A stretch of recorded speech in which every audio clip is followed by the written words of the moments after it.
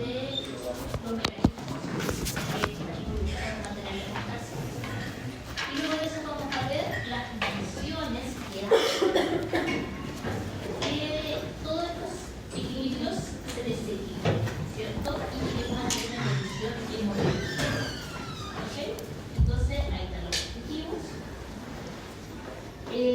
La hemorragia corresponde a una extravasación de sangre desde el pecho vascular.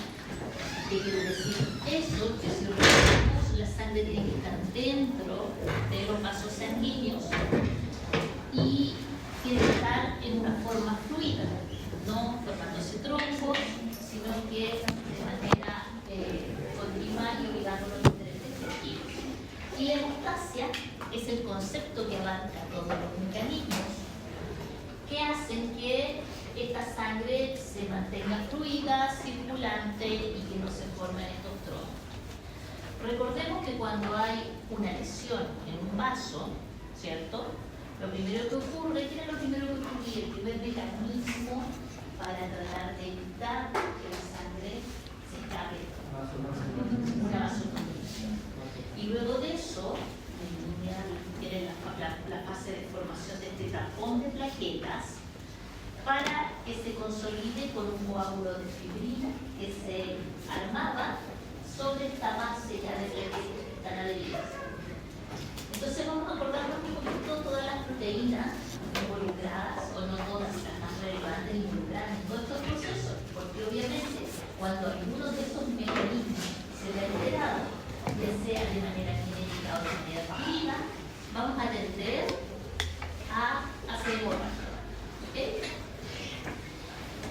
Dentro de los mecanismos involucrados en el mantenimiento de la hemostasia podemos destacar el componente vascular, el componente plaquetario y el componente de las proteínas de la coagulación. Entonces, esto marca porque es la base para entender cómo el equilibrio se está regulando. Entonces, endotelio, en el fondo, cuando hablamos del componente vascular, nos estamos refiriendo al endotelio principalmente, plaquetas y factores de la coagulación. Entonces, cuando se genera esta lesión vascular, vamos a encontrar en la mayoría de los libros, ¿cierto?, que existen dos grandes vías: la deformación finalmente del agregado plaquetario, por otra la formación de la fibrina. Pero nosotros ya sabemos que esto no es tan independiente. ¿Qué pasaba? ¿Por qué no es tan independiente? Son dos vías completamente separadas. ¿Ustedes se acuerdan? Porque tenían al final de la o sea, era como distinto, pero terminaban en un mismo componente que hay de la vía de formación del fondo. Y lo más importante es que los mecanismos relacionados con la formación de fibrina dependen de la plaqueta. ¿Ya? ¿Se acuerdan de la teoría celular de la coagulación?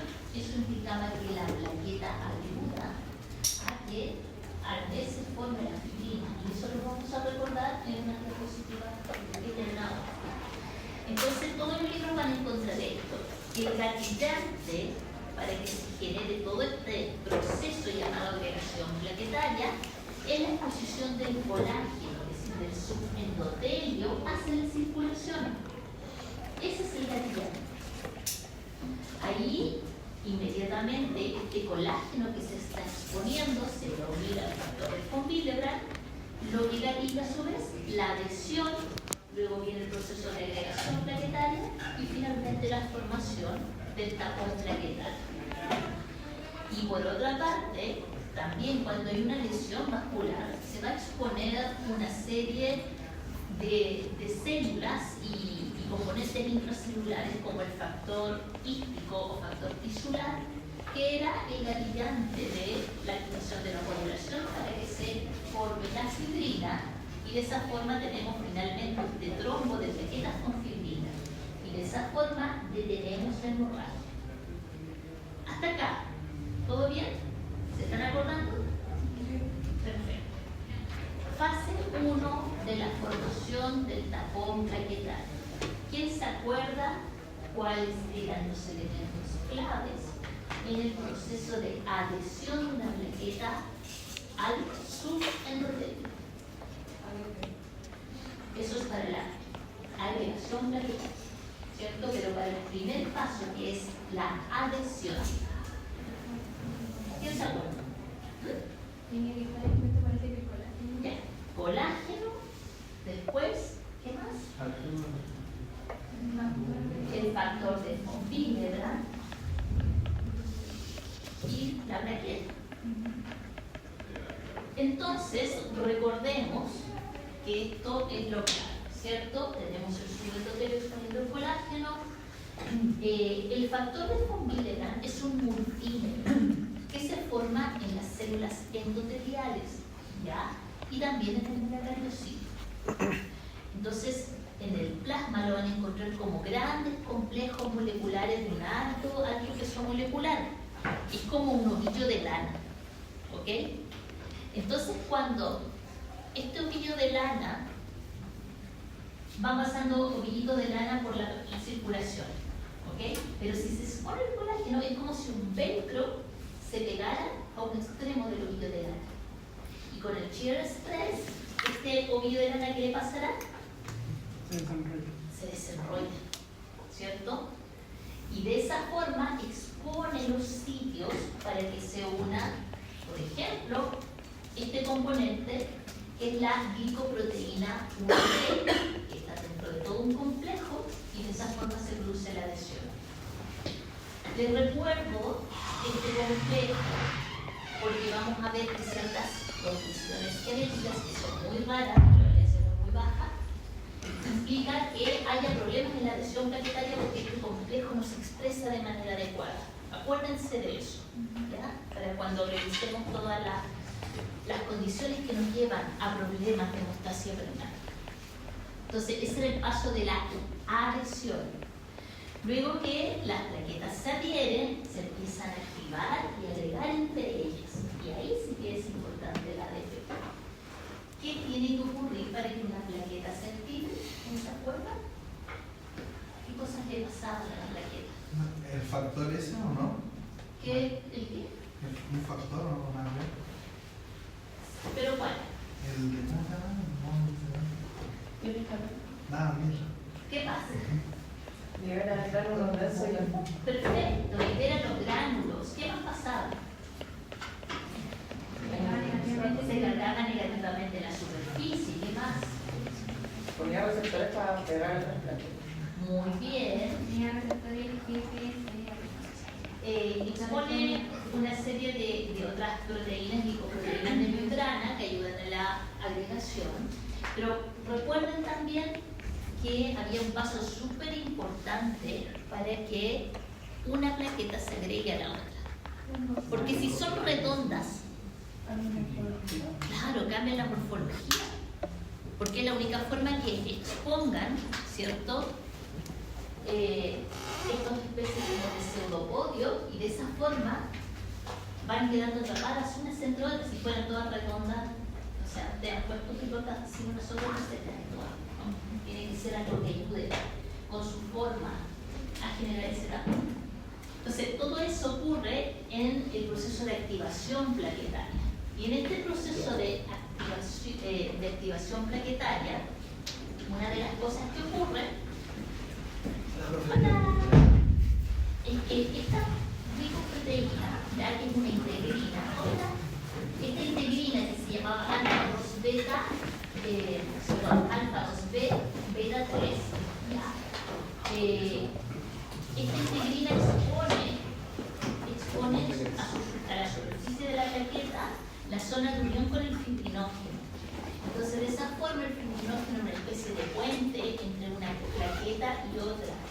Y eso potencia la agregación. Ustedes la pueden ver acá. Esta proteína es mejor nombrarla con esta nomenclatura, que es la GP2B3A. ¿Se acuerdan? Que era una proteína integral de la membrana. También se las nombro porque vamos a ver que es una enfermedad genética donde esto no está funcionando. Entonces, aquí podemos ya ver todo el escenario, ¿cierto? Donde partimos con una plaqueta adherida, luego después se activa, libera el contenido de los gránulos. Dentro de esto tenemos ADP, ATP, que se unen a su receptor específico, y potencia la agregación plaquetaria. Todo esto potencia que una plaqueta se una a otra. Y como pueden ver acá, todo este proceso va a estar en coordinación con la activación de la cascada de la coagulación por otra parte. Hasta el momento, ¿todo bien? ¿Están acordando? La teoría celular de la coagulación nos habla de que para que se forme la fibrina, sobre esta fase de la plaquetaria tiene que pasar una serie de eventos. Y el sello de la teoría actual es que hay una interacción entre los factores de la coagulación que están circulando en el plasma con membranas celulares, principalmente membranas de la célula endotelial y de la plaqueta. Se ha dividido este proceso en la fase inicial, la llamada fase de amplificación, y la fase de propagación. ¿Cuál es el sello de cada una de esas fases? En la fase inicial, ¿cuál será el sello? Dice en la fase inicial de esta teoría. A partir de los distintos factores, tanto el intrínseco como el extrínseco. Claro, la activación del factor 7 activo a través de la unión con el factor tisular, que ya dijimos que proviene de todo este tejido dañado. Y acuérdense muy bien del factor tisular en esta clase de hemorragia. ¿Ok? ¿Por qué? Porque vamos a ver que cualquier condición que implique que haya tejido destruido que tiene factor tisular puede activar la cascada de la coagulación y generar, por ejemplo, microtrombos y consumir los factores de la coagulación. Y eso es una causa de hemorragia. Por eso ahora tenemos que ir analizando todo. Entonces, lo que caracteriza esta fase inicial es que se forma una pequeña cantidad de trombina. ¿Ok? Así parte todo. Factor 7, activo. Esto, por su parte, se une a la cascada, a la vía intrínseca de la coagulación, que está comandada por los factores 12, 11 y 9. Se forma este 10 activo y se forma la primera cantidad de trombina. Ahora, esta pequeña cantidad de trombina hace un efecto de amplificación de toda esta señal, activando a su vez el quinto y el octavo. Y todo esto va ocurriendo en la superficie plaquetaria. En los gránulos densos había también algunas pequeñas cantidades de factores de la coagulación almacenadas. Entonces, cuando la plaqueta se activa, libera también estos factores. ¿Ya? Entonces, acá, esta pequeña cantidad de trombina más calcio y los fosfolípidos ácidos que se expusieron en la membrana de la plaqueta hacen finalmente que se produzca más trombina de manera amplificada. ¿Ya? Eso caracteriza esta segunda fase.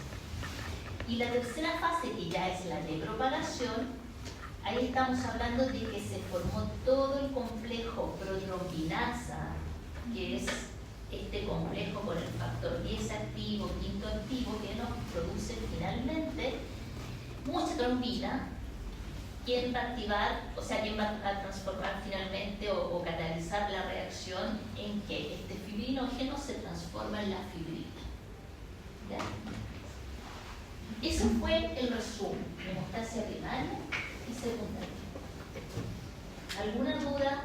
¿Algo que no se acuerden? ¿Todo bien? Profe, Sí. la protrombinasa sería el complejo del factor 10A más el F5. Sí. Ahora vamos a entrar entonces en lo que nos interesa en esta clase, que tiene que ver con procesos relacionados con hemorragia. Y para eso vamos a partir haciendo una serie de clasificaciones. ¿Ya? Entonces la clasificación Puede ser en función de la localización de la hemorragia, la causa o la cuantía. Si se fijan en este esquema, podemos clasificarlas como hemorragias capilares, venosas o arteriales. ¿Ok? Cada una de ellas tiene su forma propia de manifestarse. Por ejemplo, la hemorragia capilar es frecuente, tiene poca gravedad, el caudal es discontinuo, es decir, se genera una especie de goteo a baja presión. Por ejemplo, se han cortado con papel,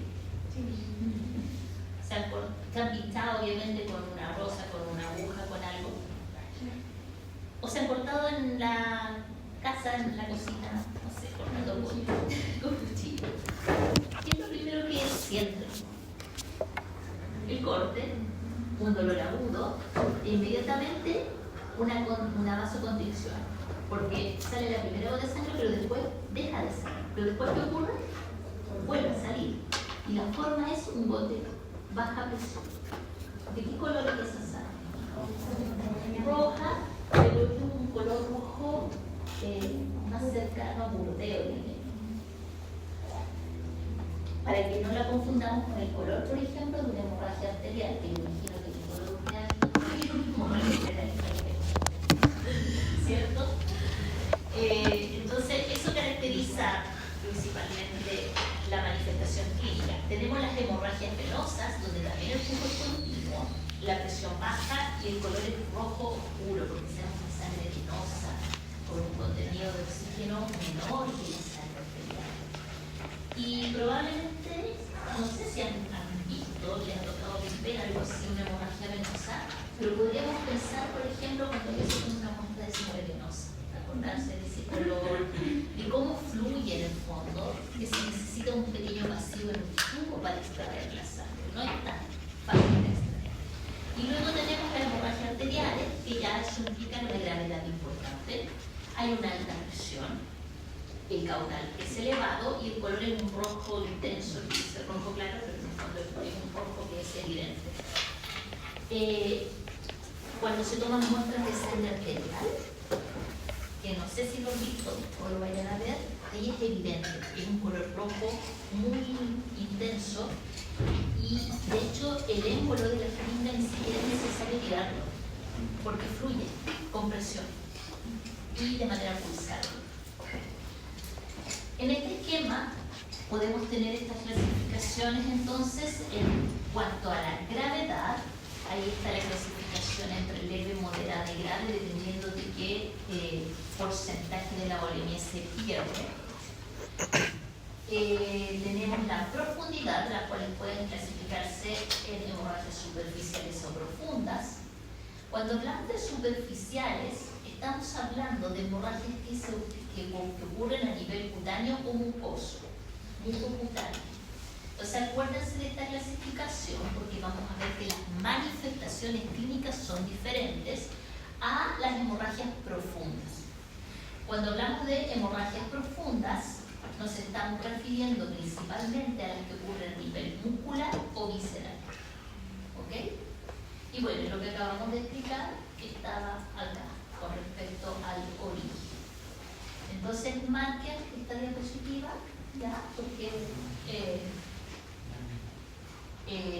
sobre todo esta parte, porque nos va a ayudar a entender lo que viene más adelante sobre la manifestación clínica.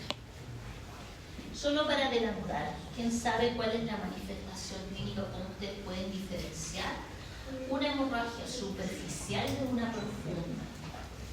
¿Cómo se ve una hemorragia superficial? ¿Qué manifestación clínica van a encontrar? Con moretones, hematomas, Como más leve, algo bastante extendido. petequias. Esos son los signos clínicos Y clásicos. también se considera. También se considera superficial. ¿Ya? Eso lo vamos a ir viendo. Entonces, como pueden ver aquí, signos en la alteración de la hemostasia primaria. Cuando hablamos de alteración en la hemostasia primaria, ¿hasta dónde llegamos fisiopatológicamente? ¿Hasta la plaqueta? hasta el tapón plaquetario. Por lo tanto, cualquier anomalía en todos los mecanismos que vimos que dan cuenta de la función del tapón plaquetario pueden manifestarse con estos signos clínicos que aparecen aquí. Hemorragias mucocutáneas de piel y mucosa, las cuales son superficiales. Podemos tener petequias y equimosis, gingivorragia. ¿Qué es la gingivorragia? Hemoptisis. ¿Qué es la hemoptisis? Perfecto. ¿Qué son las hemorragias? Algunas hemorragias digestivas, los sangrados posteriores a cirugías también, y menstruaciones abundantes. También se consideran parte de signos propios de alteraciones de la hemostasia primaria. Este es el aspecto de las petequias. Si se fijan, son puntitos rojos que aparecen en la piel, que van teniendo diferentes grados de coloración dependiendo de cuándo partió una, cuándo partió la otra. No van acompañadas de inflamación, ya no hay color rojo, no hay hinchazón, solo es el puntito rojo. Y aquí tenemos esto que es mucho más frecuente, que serían las equimosis, ¿cierto? Es lo mismo que hematoma. Sí, hematomas o equimosis. Ustedes deberían decir equimosis, no es Por ejemplo, una consulta, los signos de la alteración de la hemostasia primaria generalmente se tienden a ser más superficiales. Sí, es la característica clásica, ¿ya?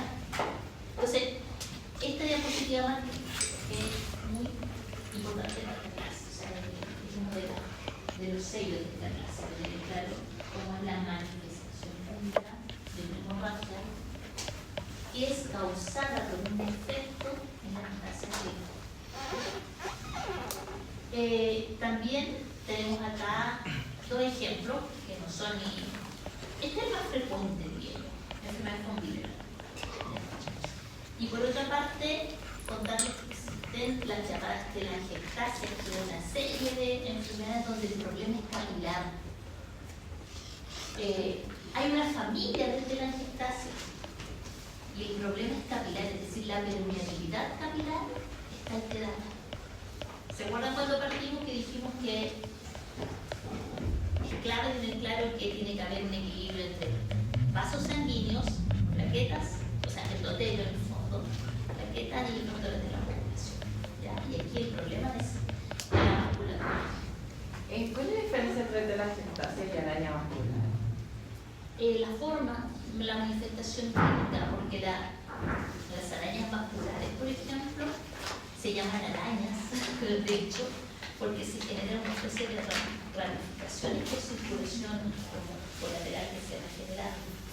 Pero acá la telangiectasia se manifiesta como puntitos localizados de hemorragia. ¿Esta la telangiectasia se da en mucosa y en piel o se puede dar solo en mucosa? No es mucosa y piel. Y entonces no son lo mismo que se da con el daño hepático allá. No, y lo vamos a ver más adelante. ¿Ya? Estos son efectos puntuales que, como les decía, la telangiectasia es una familia de síndromes que tienen causas diferentes. Aquí simplemente mostrarles esta, que se llama telangiectasia hemorrágica hereditaria y que es un defecto muy poco prevalente, que aparece, o sea, con muy poca frecuencia. Y una de las manifestaciones es que a nivel de la lengua aparece un sordo, ¿ya? Pero no así en la enfermedad con Wiener, que esa es muy frecuente, o sea, muy frecuente comparado con otras. Pero la enfermedad de von Willebrand puede más o menos afectar alrededor de 1 a 3% de la población, y hay diferentes tipos de von Willebrand también, que los vamos a revisar ahora. ¿Okay? Eso lo van a ver con mucho detalle en el grado de hematología, así que lo que ahora es un adelanto solamente. Ya. Diferentes entonces son ahora los signos asociados a alteración de la hemostasia secundaria, donde acá las manifestaciones clínicas son mucho más complejas. Si se fijan, hay hematomas subcutáneos, musculares y con grandes equimosis, hematrosis, hemorragias retroperitoneales, intracraneales o viscerales. ¿Ya? Entonces, en este caso, podemos tener sangrados que duran días incluso. Cuando tenemos un trastorno de la hemorragia, de la hemostasia secundaria, ya estamos hablando de procesos que son bien característicos y los vamos a ver ahora para que sepan cuáles son este tipo de hemorragia, porque no es un paciente sin una carga importante de comorbilidades de donde se requiere. Obviamente voy a llegar ahí con una parte importante por un accidente, una cosa mucho más con causas. Pero si no es así, van a ver que se va a asociar a una predisposición probablemente ya conocida. ¿Okay? Vamos a ir viendo de qué se trata todo esto. Pero antes de seguir, simplemente recordarles algunas herramientas diagnósticas que tienen que tener en cuenta, porque es la única forma de que después me entiendan de qué trastorno de la hemostasia estamos hablando. ¿Quién se acuerda de las herramientas diagnósticas con las que contamos para evaluar un trastorno de la hemostasia? El tiempo de protrombina, ¿cierto? El tipo de protrombina asociado al INR, el TTPK o TTPA, el tiempo de tromboplastina los repuestos de plaquetas, perfecto. Ya con eso nos podemos ir afirmando para ir conociendo cómo interpretar los exámenes. Ahí tienen el resumen, ¿ok? Donde podemos ver que existen exámenes que evalúan principalmente la hemostasia primaria y por otra parte la secundaria.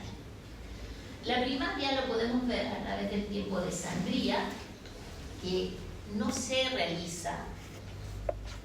En algunas partes igual se realiza, pero es una técnica bastante antigua. ¿Ya? Se mide el tiempo en el cual se forma el tapón plaquetario. El recuento plaquetario, eso sí, es rutinario, es una prueba fácil, barata, que se pide, se solicita de rutina. ¿Cuál es el recuento plaquetario normal? Muy bien, hasta 400.000 plaquetas por centilitro y el mínimo 150. Existen otras pruebas que evalúan la hemostasia primaria de manera ya más específica. Por ejemplo, la agregación plaquetaria con o sin agonistas. ¿Ya? Estas son pruebas ya que están buscando la causa específica de por qué el tapón plaquetario es de mala calidad. Entonces, no es una prueba rutinaria, se pide a nivel de hematología de especialidad y se trabaja con un plasma rico en plaquetas del paciente, donde se somete a diferentes agonistas como ADP y se ve que tanto se agregan las plaquetas. ¿Ya? Y el estudio con Willebrand, que como les decía, existen diferentes tipos de von Willebrand. Entonces se puede medir el antígeno, la concentración total, los multímeros, etc. Por otra parte, en hemostasia secundaria tenemos el tiempo de protrombina, el TTPK. ¿Qué día evalúa el tiempo de protrombina? Extrínseca. Y el TTPK o TTPA, la intrínseca, ¿cierto? Tenemos también el tiempo de trombina, que eso implica activar directamente el factor 10. El tiempo de trombina, entonces, implica activar directamente el factor 10. Por lo tanto, ¿qué medimos con el tiempo de trombina?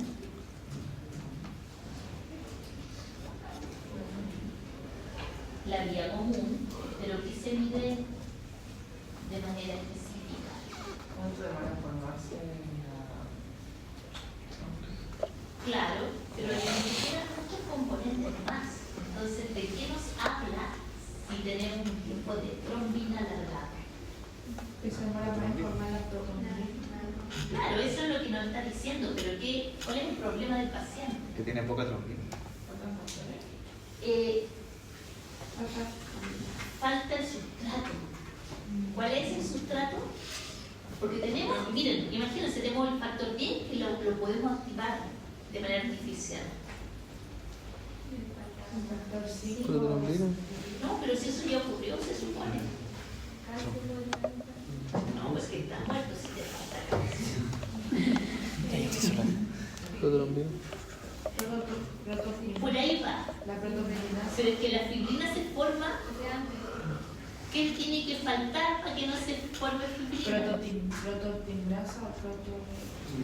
Es que eso ya ocurrió porque estás activando directamente el factor de fibrinógeno. Perfecto.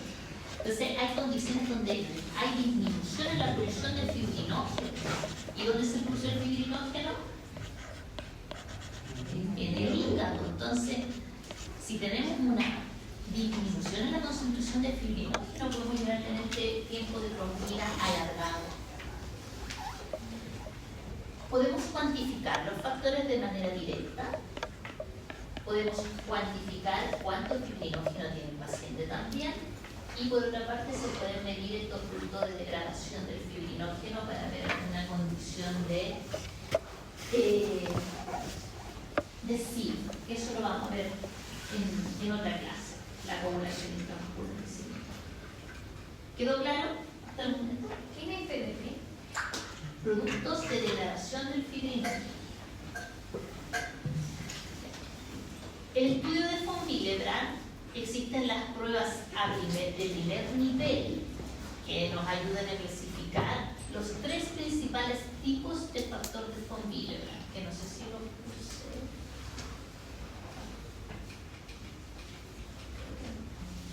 Existe el tipo 1, que es una deficiencia cuantitativa leve, el tipo 2, que es cualitativa, y el tipo 3, que es cuantitativa grave. El von Willebrand tipo 3 se manifiesta clínicamente como una hemofilia. ¿Quién sabe por qué? No era porque le faltaba ¿cómo se estudia? Estamos hablando, le dije primero que existen las pruebas de primer nivel, ¿ya? No les he explicado en qué consiste todo eso, pero les estaba contando que existen 3 tipos de von Willebrand. El tipo 1, que es cuantitativo leve, ¿ya? Von Willebrand. Entonces tenemos la enfermedad tipo 1, la tipo 2 y la tipo 3. Entonces esta es cuantitativa leve. Cuantitativa leve, esta es cualitativa.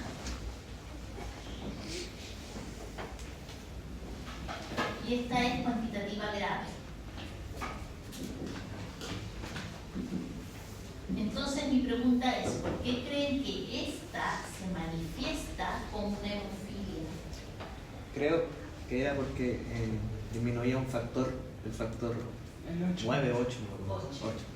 Porque el factor de von Willebrand es el que se encarga de transportar el factor 8 en la sangre. ¿Se acuerdan de eso? Ya, si no se acuerdan, ahora les lo recuerdo. El factor 8 se transporta gracias al von Willebrand. Y si tenemos tan poco von Willebrand, no podemos transportarlo. Entonces se manifiesta igual que una hemofilia. Bueno, las pruebas de primer nivel entonces serían cuantificar el factor 8, como dice aquí, ver el antígeno del von Willebrand y ver una prueba de agregación plaquetaria, ¿ya? Esto se los dejo simplemente para que sepan que existen, pero no vamos a entrar en detalles. Revisamos, acabamos de revisar, de acordarnos todas las pruebas relacionadas con hemostasia, ¿ya? era necesario para que ahora podamos entender recién causas de alteraciones de la hemostasia y poder clasificarlas. Esta es la diapo más importante de la clase. ¿Por qué? Porque nos muestra el panorama general de por qué pueden ocurrir hemorragias. Tenemos trastornos hemorrágicos primarios, secundarios. En cada uno de ellos tenemos causas heredadas, causas adquiridas. ¿Ya? Causas heredadas. Tenemos, por ejemplo, alteraciones en las proteínas plaquetarias. Vamos a ir viendo esto en más detalle. Y obviamente, problemas con el factor de von Willebrand, que tengamos poco o el que tengamos no funciona, ¿cierto? Y adquiridas. ¿Quién me puede hablar de una condición que implique una alteración adquirida de la hemostasia primaria? ¿Qué se les ocurre? ¿Cómo que ¿Por qué? Sí, es así, pero ¿por qué?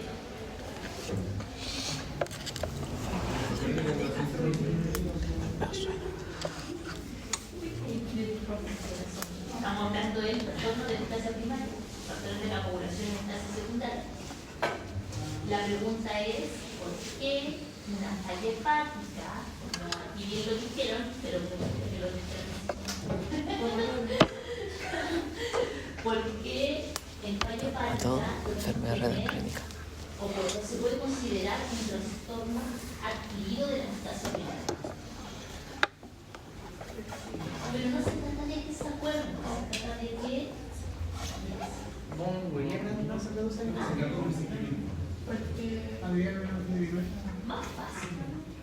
¿Qué pasaba en el hígado que tenga que ver con la producción de plaquetas? ¿Ah? Volvemos al mismo problema. Coagulación acá. Tapón plaquetario acá. A mí es increíble, pero todos los años me pasa lo mismo. Yo sé que es el problema. No confundan. Hemostasia primaria, estamos viendo los mecanismos. Hemostasia secundaria, fibrina, objetivo final. Tapón plaquetario, objetivo final.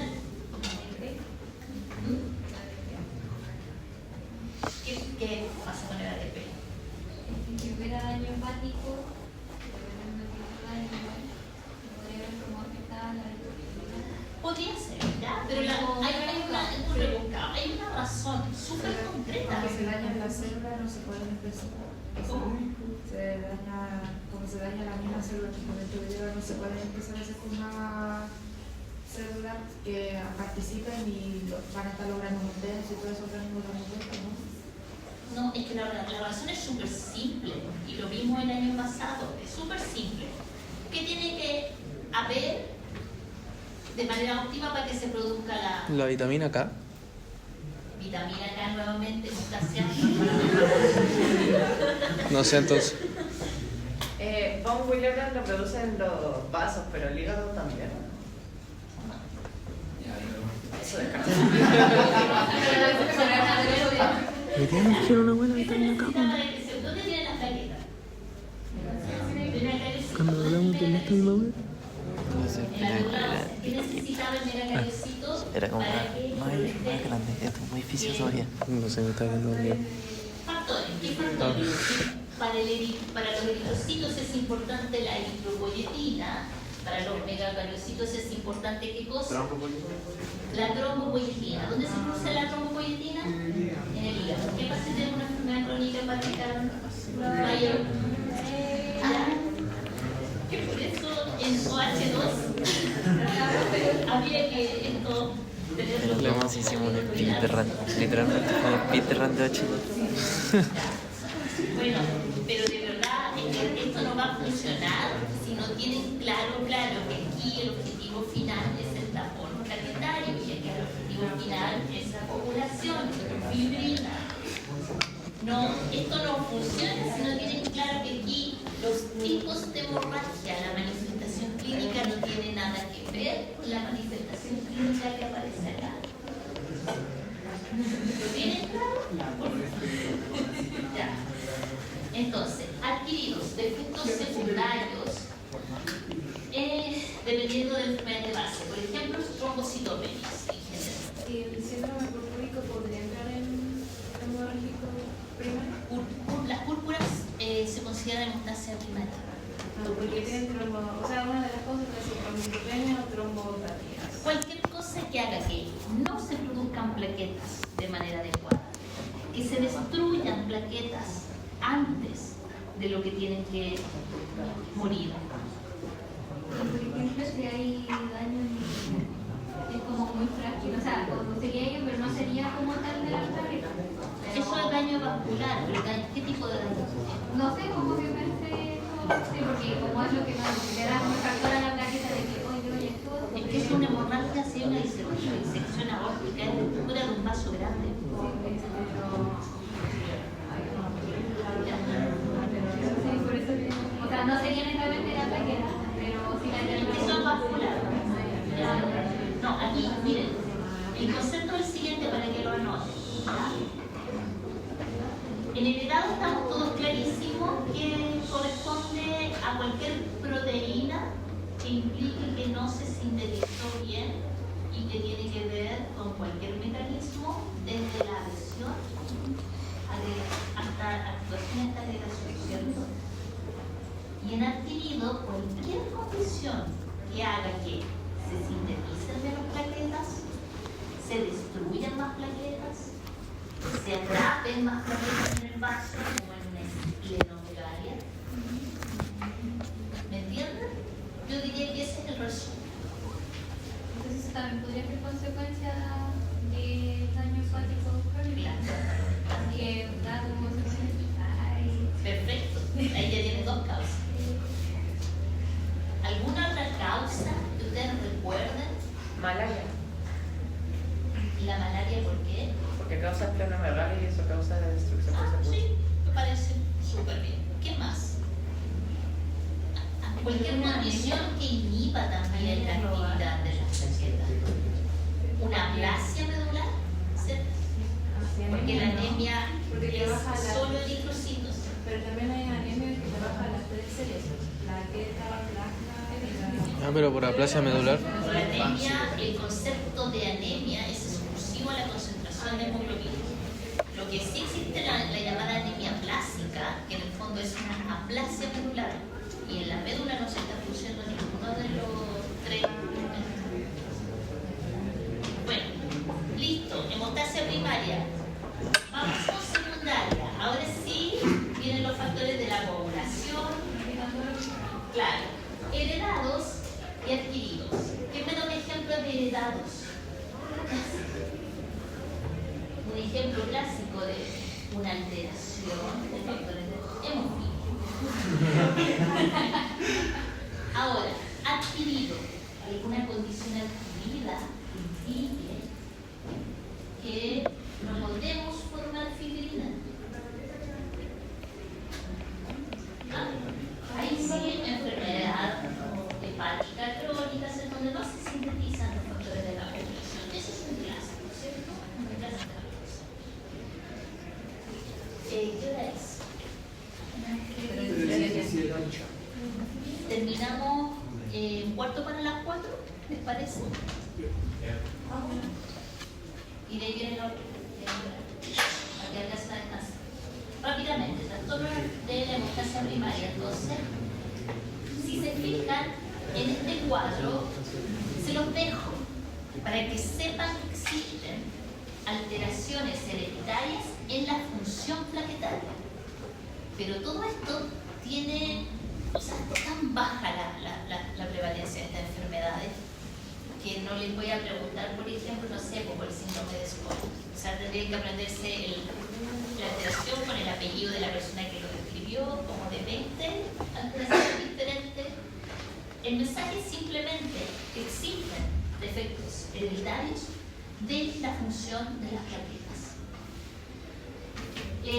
Yo diría que las son representativas, las del libro, son enfermedad de Bernard-Soulier y enfermedad de Glassman. Subrayenlas y aquí está. En la enfermedad de Bernard-Soulier tenemos un defecto en la formación de este complejo de glicoproteína 1B. ¿Qué defecto de la hemostasia primaria está alterado entonces? La agregación. Adhesión. El primero que se hace. Adhesión. Pero en la enfermedad de Glassman tenemos un defecto en el complejo 2B3A. Hay el defecto en la agregación. Muy bien. Y por otra parte, otro defecto hereditario del que ya hemos hablado, enfermedad de von Willebrand.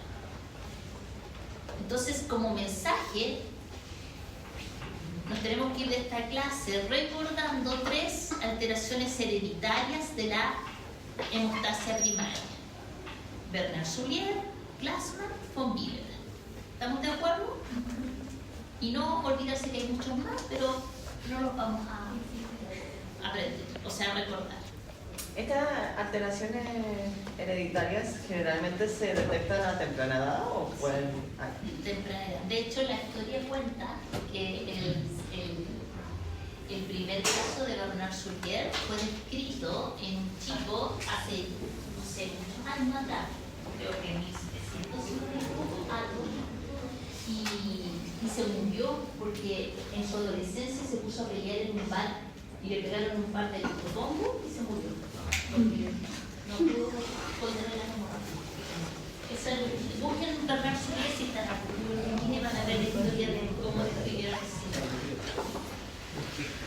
alteraciones congénitas de la secreción también hay muchas, ¿ok? Si se fijan, miren, hay una cantidad de síndromes, pero ¿cuál es el mensaje?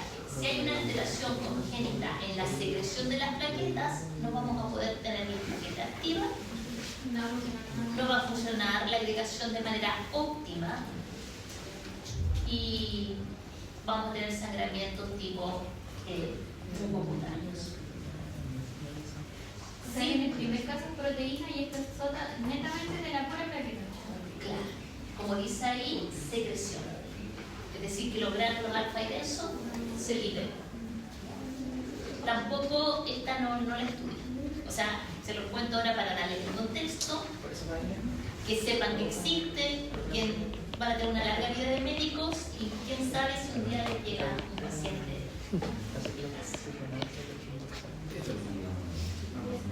Bueno, en cuanto al von Willebrand, solo para recordarles que el von Willebrand es esta proteína que tiene un peso molecular bastante alto y tiene zonas de unión a diferentes proteínas. Ahí está el colágeno. Si se fijan, ahí tenemos la sección que son el factor 8. Y aquí está la clasificación. Yo le conté del 1, del 2 y el 3 está acá. Entonces también subrayan 1, 2 y esta última, que son los von Willebrand más característicos. Pero si se fijan hay muchos más, ¿ok? Tampoco es para que los aprendan de memoria, pero sí que tengan claro 1, 2 y 3. Trombocitopatías adquiridas. Nadie se acordó de la aspirina.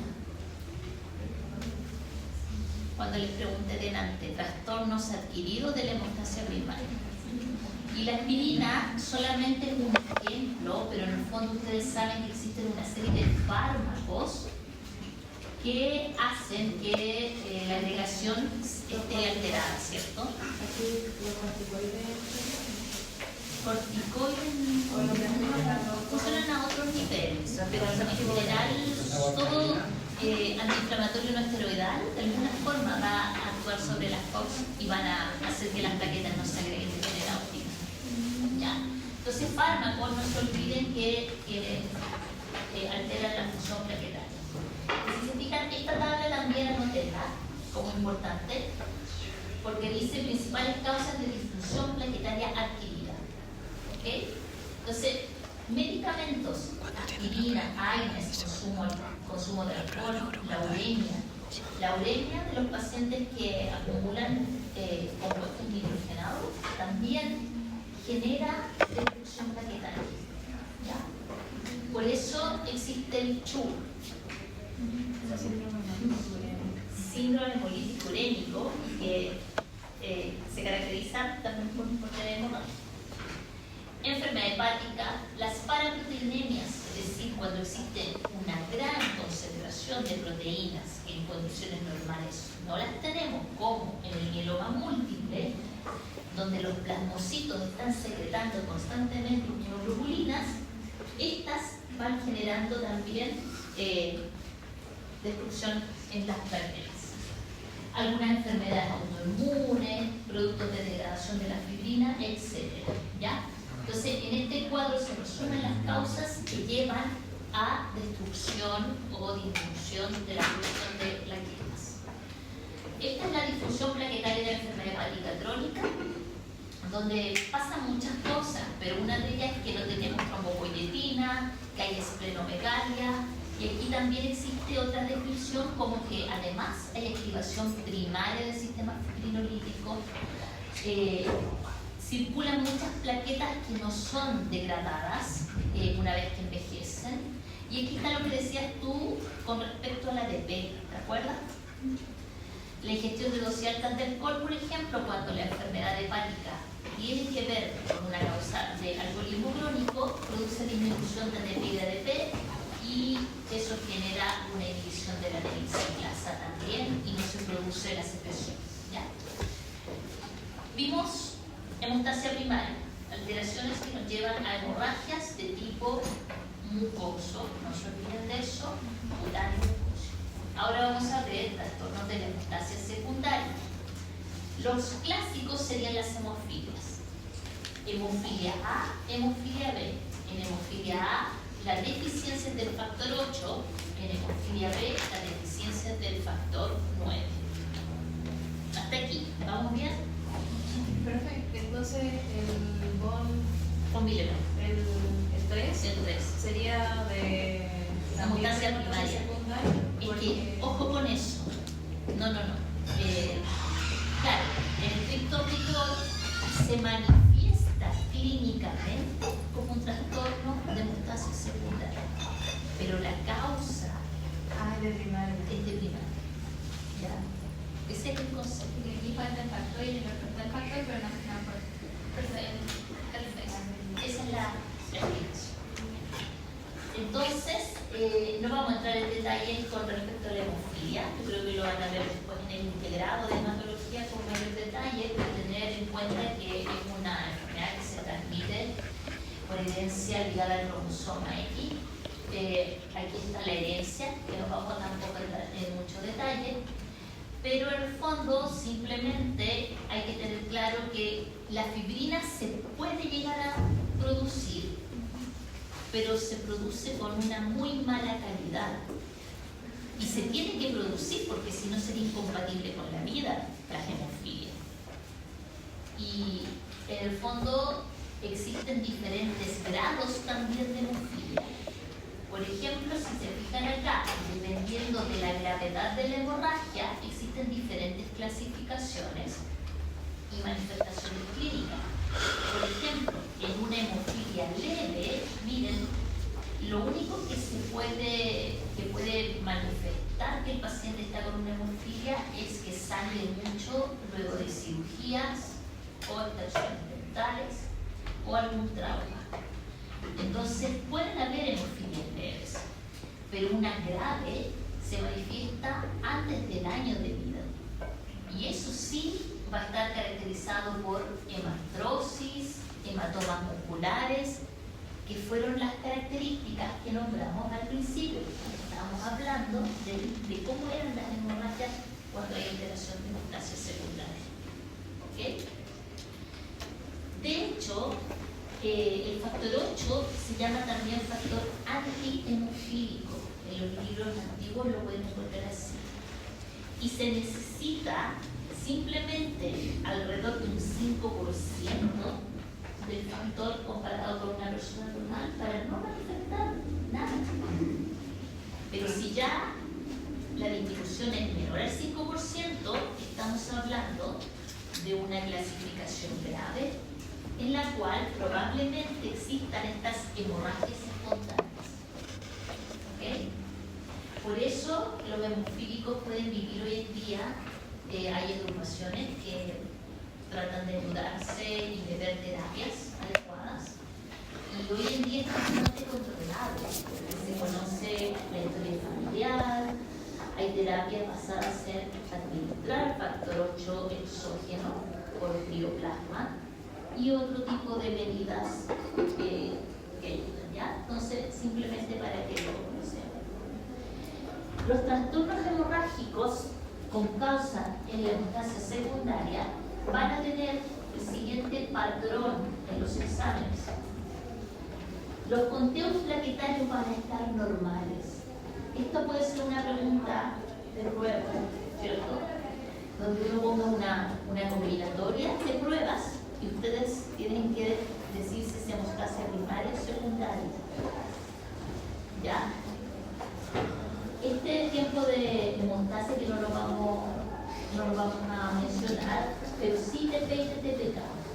Por lo tanto, fíjense, si estamos en presencia de una hemofilia A o B, ¿qué vía está alterada? ¿Intrínseca o explícita?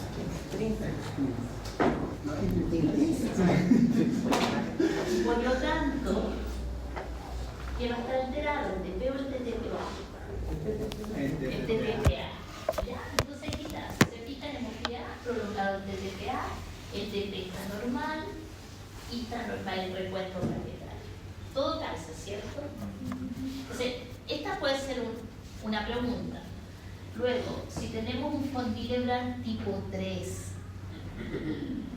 ¿qué patrón podemos encontrar? ¿Cómo va a estar el TP? El TTPA prolongado y el recuento de plaqueta normal. Esa es la. Entonces, por lo tanto, esta diapositiva, márquenla. Tienen que hacer los juegos. Pero ahí, por ejemplo, en ese caso tendríamos que ocupar, creo que dijo que había como un examen para medir los factores. Ahí tendríamos que faltar como para ver que no son hemofilias, como que se presentaba como una hemofilia. Ahí tendríamos que hacer la diferencia para saber si es una hemofilia o es de convivio. No, pero la pregunta va a ser, claro, pero la pregunta va a ser súper simple. No, si pero tiene TPA, clínicamente tendría que hacer. Claro. Y hay una historia familiar. Ya, entonces acabamos de ver los más representativos de las alteraciones hereditarias de hemostasia secundaria, donde lo único que vamos a hablar son de las dos hemofilias clásicas. Hay otras, pero son rarísimas, entonces no tiene sentido. Trastornos de la hemostasia secundaria adquiridos, y esto sí que es muy frecuente, muy frecuente. Vamos a partir por el clásico, deficiencia de vitamina K.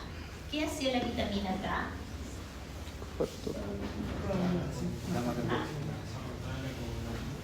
¿Cómo?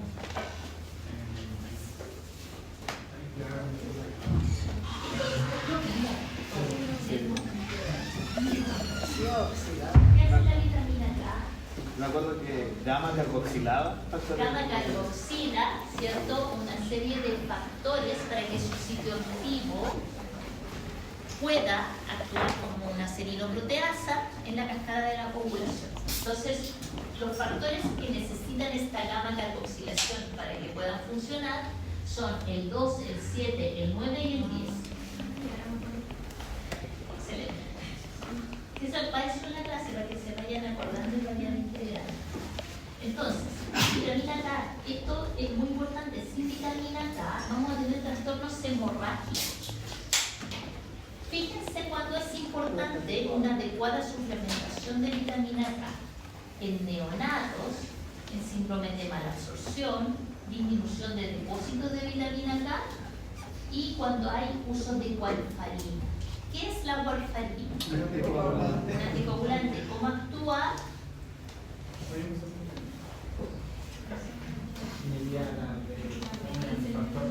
¿Cierto?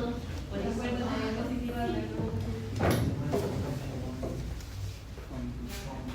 Estamos en la hemostasia secundaria. Con Willebrand aquí, no. Incluye la reducción de la vitamina K. ¿La qué? La reducción de la Entonces, al final no se gamma carboxilan los factores necesarios para que se genere la fibrina. Y por eso se usa de anticoagulante. Entonces inhibe la vitamina K. Claro, su reducción. Y si no tienen la vitamina K reducida, de hecho aquí está la warfarina. Ahí está, así actúa. Y necesitan la vitamina K reducida para que estos factores se carboxilen. ¿Y para qué era esa carboxilación? ¿Quién se acuerda? ¿Qué es una gamma Para poder hacer el carboxilación? cambio de forma Para agregarle una carga negativa. y así poder. Y se une al calcio y de ahí se une la plaqueta con carga negativa. Es como un puente. Ya, entonces, causa de trastorno en la hemostasia secundaria adquirido, deficiencia de vitamina K. Luego, enfermedad hepática, que esto lo van a ver en muchos integrados de diferentes tipos, pero aquí aparecen principalmente los desequilibrios, trombocitopenia, ¿ya? Ahí están las causas, disminución de trombopoietina y esplenomegalia y disminución en la síntesis de la mayoría de los factores de la población. Por lo tanto, ¿qué tiempos van a estar alterados? Cuando hay una falla hepática crónica, ¿el TP va a estar alterado? No. Sí, Sí, todos. todos, Todo el tiempo. todos. Y además podemos llegar a tener un recuento plaquetario bajo. ¿Ya?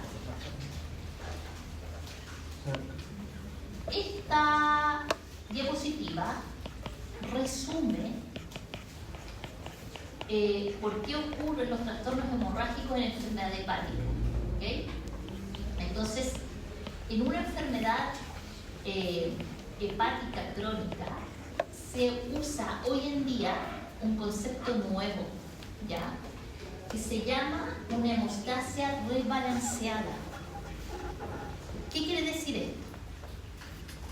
Que el equilibrio se ha desplazado, es completamente diferente a una persona que no tiene enfermedad hepática crónica. Pero es una normalidad propia para el enfermo hepático crónico. Y así viven y no sangran ni se coagulan. Hay menos plaquetas, menos fibrinógeno, y ahí están todas las características. Pero ¿qué pasa? Que dentro de este rebalance puede haber además un desbalance y ahí es donde se genera sangramiento. Y todo esto va a depender de si hay una primera descompensación o ya la cosa está completamente descompensada. Cuando está completamente descompensada por un carillante, como una infección, como una enfermedad renal, sobre la base de la enfermedad hepática crónica, podemos tener todas estas alteraciones que aparecen. ¿Ya?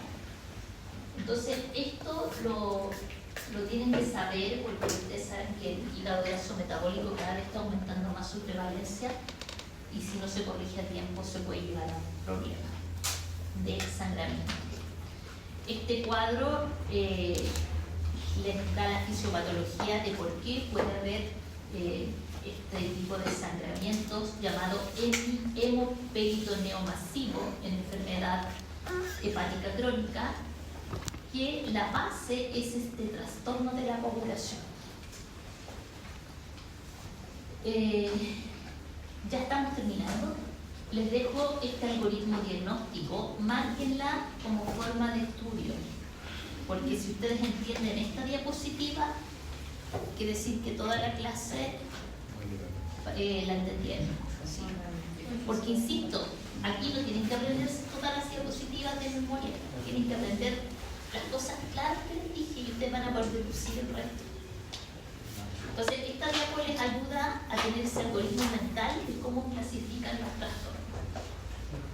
Y ya para terminar, simplemente hablarles de lo que ocurre en el cuerpo, hemorragia masiva, y quiero llegar a esta, que es la última.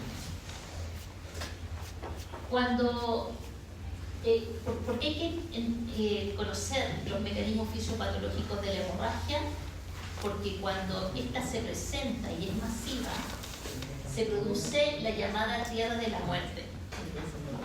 ¿Lo han visto ya? Ah, ya, qué bueno. ¿Quién me puede contar de qué se trata? Ajá. Una serie. Sí. Ahí está Gigi Cameron. Ya, entonces la tríada de la muerte, ¿qué significa? Que en el fondo confluyen una condición de coagulopatía, acidosis e hipotermia. ¿Por qué? Porque se está perdiendo una cantidad importante de sangre, lo que nos lleva obviamente a hipotermia. Acidosis, ¿por qué? Porque no habrá una cantidad de azúcar y que aumente la diversidad. Por el ácido láctico que aumenta, pero además ¿por qué? ¿Qué pasa a nivel renal? ¿Qué hace? Se descompensa. Claro, y hay mucha producción de aldosterona, por lo tanto se elimina potasio, pero se reabsorbe hidrogenio. Entonces tenemos la acidosis, ustedes saben por qué se está produciendo, tenemos la hipotermia, y no se olviden, ese es el mensaje final, los factores de la coagulación son serinoproteasas que tienen un ciclo activo. Y si cambia el pH a una condición de acidosis importante, ¿qué va a pasar con ese ciclo activo? No se va a exponer. Entonces ya esta persona que tiene una hemorragia, y si ahora ya quiere hacer un coágulo para tapar esa hemorragia, los factores no funcionan frente a esta acidosis. No hay cómo, no hay nada que hacer. En el fondo, la única es transfusiones, ¿ya? Entonces, esta ya era la diapositiva final para entender qué es lo que pasa cuando hay hemorragia masivas. Pero con los problemas de coagulopatía serían como, o sea, por un trauma o por ejemplo se podrían dar en el caso de personas que tenían alguna de las enfermedades que hemos visto ahora. O sea, en la tríada de la muerte nos habla específicamente de ese momento agudo. Sería como por el tema de la boleta, más que por un tema. No, la coagulopatía es porque la acidosis